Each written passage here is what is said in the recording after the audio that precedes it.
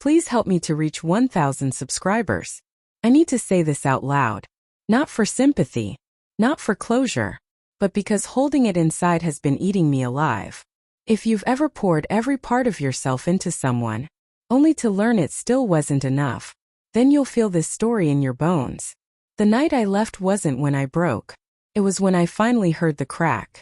I thought I was strong enough to walk away without falling apart.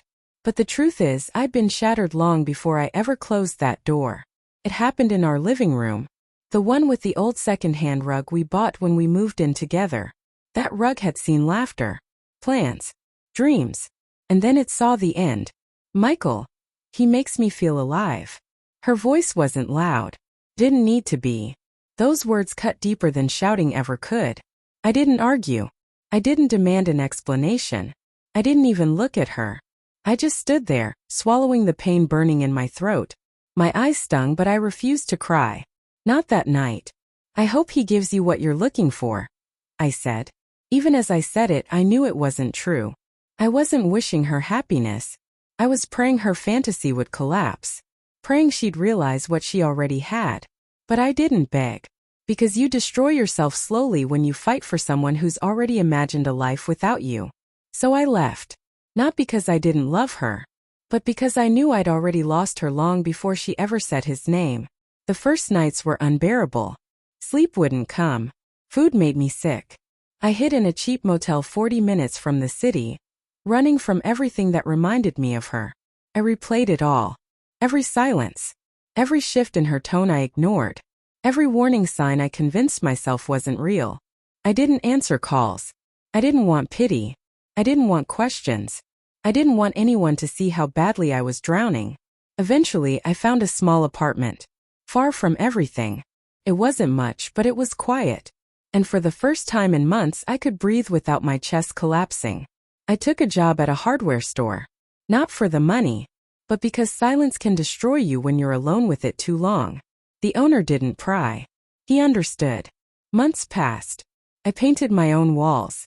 Adopted a dog named Penny. She didn't heal me, but she gave me something to come home to. Something to care for when I couldn't care for myself. I realized I didn't miss her. I missed the version of her that never existed. The one who wouldn't leave. By month 6, I could breathe again. By month 9, I stopped searching for closure. I had created it. Then one evening she appeared. I was unlocking my door when I heard my name. Michael. I froze. Brooke stood there. The same face but dimmer. Like life had taken pieces from her. Her eyes were swollen. Her hands trembled around a letter. "I've been trying to find you," she whispered.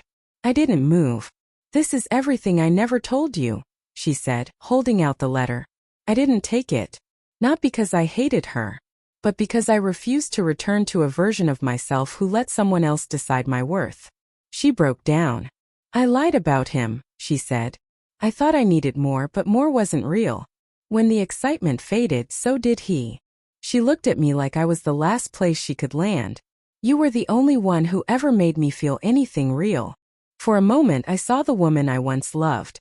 But she wasn't standing in front of me anymore. She'd been gone long before I left. "You didn't destroy us," I said quietly. "You destroyed yourself." She collapsed into tears. "I hope you heal," I told her. "But I'm not yours anymore." I didn't reach for her. It wasn't my responsibility now. She walked away the same way I once did, quietly without looking back.